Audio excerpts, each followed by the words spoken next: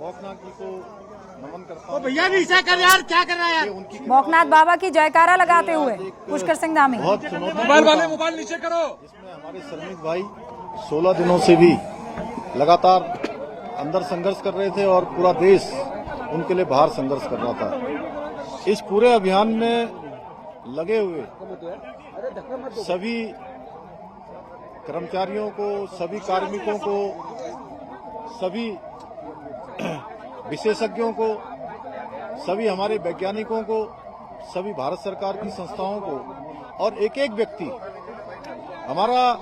व्यक्ति जो मीडिया से भी थे उन समेत मैं सबका धन्यवाद करता हूं कि इस बहुत ही कठिन और चुनौतीपूर्ण काम को सभी लोगों ने अपना सहयोग प्रदान किया और बहुत चुनौतीपूर्ण काम होते हुए भी प्रातःकाल और शाम दोनों टाइम हमारे प्रधानमंत्री आदरणीय मोदी जी लगातार इस रेस्क्यू अभियान की हमसे सभी लोगों से लगातार जानकारी करते थे, लगातार अपना जो सहयोग देना था, जो उनका एक संबल था और उनका जो एक सहयोग और हम लोगों को जो भरोसा था और जो उन्होंने, मैं कहूं व्यक्तिगत रूप से उन्होंने मुझे एक काम भी दिया हुआ था, ये ड्यूटी दी थी कि किसी भी तरीके से इन सबका समन्वय करते हुए बाहर निकालना है।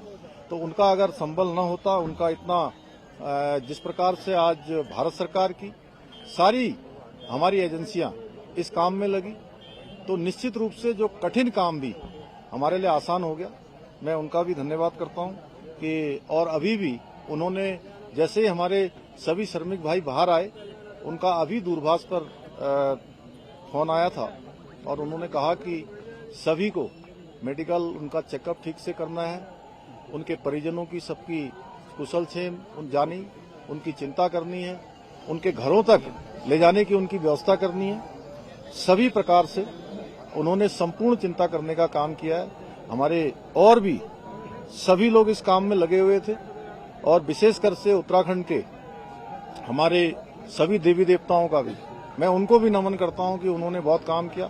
हमारे राष्ट्रीय जो सड़क परिवहन मंत्रालय है उसमें आदरणीय गडकरी जी बीच में आए, उन्होंने भी यहाँ पर हर तरीके से इसको देखा और हमारे जनरल बीके सिंह जी, इनका मैं विशेष रूप से सबकी तरफ से और उत्तराखंड वासियों की तरफ से इनका मैं धन्यवाद इसलिए करता हूं कि एक कैंप बनाकर लगातार यहाँ पर रहे और एक दिन भी इन्होंने यहाँ से कभी ये नहीं सोचा कि मैं यहाँ से कहीं बाहर जाऊं और इस कठिन काम को लोगों को लगातार संबल प्रदान करने का काम, उनको प्रोत्साहन करने का काम और पूरा हमारा जहां सभी एजेंसियां लगी हुई थी वहीं पीएमओ के भी सभी अधिकारी अपने अपने तरीके से इस पूरे अभियान को अपना सहयोग प्रदान कर रहे थे, योगदान प्रदान कर रहे थे।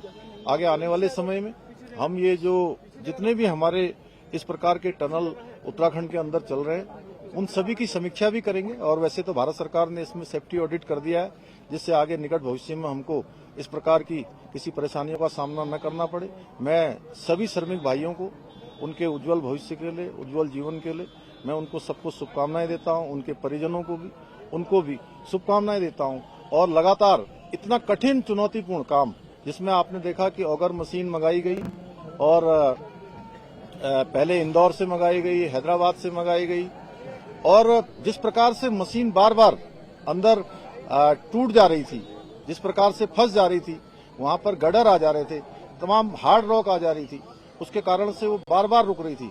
लेकिन जो हमारे दिल्ली जल बोर्ड के और गोरखपुर से जो नीचे जाकर मैनुअल माइनिंग करने वाले थे उन सभी का भी मैं अपनी ओर से धन्यवाद भी करता हूं, उनका मैं अभिनंदन करना चाहता हूं। मैं सभी से एक से अभी मिला हूं और उन मजदूर भाइयों से भी मिला हूं जो बाहर निकल कर आए हैं। सभी लोगों ने कहा कि हमको हर संभव कभी भी अंदर किसी प्रकार की परेशानी नहीं हुई। निश्चित रूप से ये हम लोगों के लिए एक बहुत सुकून वाली बात है कि इतना बड़ा एक आपदा आने के बाद भी सारे लोग जो है सकुशल बाहर निकल पाए। पहले बने लोग हैं, आपने क्या बात की थी? सर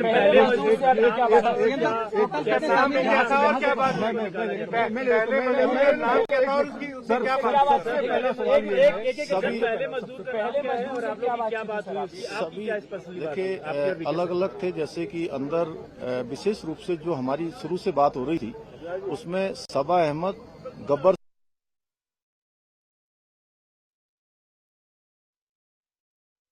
कॉन्फ्रेंस कर रहे हैं वहां पर थोड़ी सी मेरे ख्याल से तकनीकी ग्लिच आया है, लेकिन पुष्कर सिंह धामी चूंकि उनके लिए बहुत ही भावुक क्षण था, लेकिन उसके बावजूद भी उन्होंने कहा कि हमको किसी परेशानी का कोई सामना नहीं।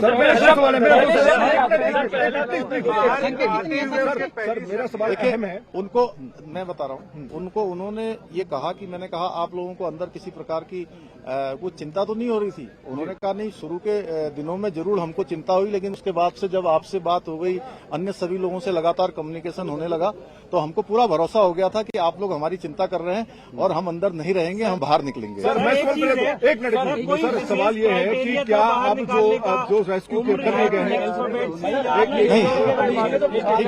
नहीं वो अच्छा प्रश्न पूछा, मैं बता रहा हूँ। एक मिनट इन्होंने जो पूछा मैं बताता हूँ। देखिए ऐसा है, नहीं अरे पहले एक मिनट, अरे इन्होंने जो पूछा मैं बता रहा हूँ। देखिए ऐसा है, ये सब लोगों ने बैठ के तय किया था कि जो सबसे छोटे होंगे उनको सबसे पहले निकाला जाएगा, और जो टीम लीडर है वो 5 लोग वो सबसे अंत में निकले हैं। तो ये सबसे क्रूशियल मोमेंट कौन सा था? हाँ, एज में और जो भी क्राइटेरिया बनाया गया था। सर सबको निकाल लिया गया है, सबको निकाल नहीं, जिस दिन देखिए ये 16 तारीख को जिस दिन ये अभियान तेजी से चल रहा था और लगभग 24 मीटर के आसपास पहुंच गया था, अचानक वाइब्रेशन तेज होने लगा और मशीन भी अंदर जाकर फंस गई। वो मोमेंट बहुत ही कठिन था, और चूंकि उस दिन मैं एक कार्यक्रम के बाद मैं जैसे ही भोजन करने को जाने वाला था 3-3:30 बजे, और मुझे जैसे सूचना मिली तो वो मुझे एकदम से बहुत बड़ा मुझे एक झटका जैसा लगा, लेकिन मेरा ईश्वर पर और बाबा बौखनाथ पर पूरा भरोसा था कि वो निश्चित रूप से सबका जीवन बचाएंगे, सबको सुरक्षित बाहर निकालेंगे और उनका आशीर्वाद और उनको पूछने दो। तमाम मजबूर हैं, अब आगे की प्रक्रिया क्या होगी? देखिए अभी उनको अस्पताल भेजा जाएगा, 24 घंटे के ऑब्जर्वेशन में रखा जाएगा और उनको घर भेजा जाएगा। देखिए ऐसा है कि अभी वो सारे के सारे एक लंबी चूंकि हवा पानी और एक अलग वातावरण से बाहर आए हैं, तो अभी जो डॉक्टरों की सलाह होगी उसके आधार पर ही हम लोग काम करेंगे। उसके आधार पर उसके बाद उनको घर भेजना होगा या जो भी करना होगा, पहले मेडिकल सुपरविजन में उनको रखा जाएगा, उनकी मॉनिटरिंग की जाएगी, उसके बाद आगे की कार्रवाई। कोई क्रिटिकल तो नहीं है सर? नहीं, कोई क्रिटिकल नहीं, सारे सामान। एक मिनट इनको पूछने दो, उसके बाद आपके पास आ रहे हैं। सर वर्कफोर्स कितना था, कितने लोगों को लगाया हुआ था, खासतौर पर अगर ऑपरेशंस की बात करें? कितना बड़ा magnitude in terms of number? In terms of देखिए अब ये नंबर तो मैं आपको देख के बता दूंगा, लेकिन इसमें जिन जिन लोगों की भी आवश्यकता पड़ी और देश के अंदर और विदेशों में भी जो टेक्नोलॉजी और जो विशेषज्ञ इसके थे, हमने सभी से कंसल्ट किया था, और जो सबसे अच्छा रेस्क्यू हो सकता था उस तरफ हम लोग बढ़े। हालांकि कठिनाई आई। एक मिनट बात कंप्लीट कर लेंगे। जी सर बोलिए। जी सर तो वो अभी एस्टिमेट लगाना मुश्किल है, वो आपको बता देंगे अलग से। और जितने भी लोग लगे यहाँ पे कौन थे? आप थे, आपका हो गया। आप भी बाबा बाबा के मंदिर में गए, वीके सिंह भी बाबा बाबा के मंदिर में गए। गांव वालों का कहना है कि जब तक मंदिर नहीं बनेगा हम आगे काम नहीं होने देंगे। क्या सरकार वो पहले ही हम लोगों ने तय कर लिया है कि मंदिर वहाँ पर बनेगा, बाबा बौखनाथ की कृपा से। गांव वालों से पूछने से पहले ही वो डिसाइड हो गया। वो डिसाइड हो गया ऑलरेडी। सो मोटो हम लोगों ने लिया। एक मिनट बाबा, एक मिनट। इस पूरी कड़ी में रैट माइनर्स की भूमिका कितनी अहम थी? वो अंतिम पड़ाव में आए और पूरा ये आपने शायद मैंने जो सबसे पहले बीच में बोला था, आपने शायद उसको ध्यान नहीं दिया। वो उनकी बहुत बड़ी भूमिका थी। दिल्ली जल बोर्ड से भी आए थे, गोरखपुर से भी आए हुए थे।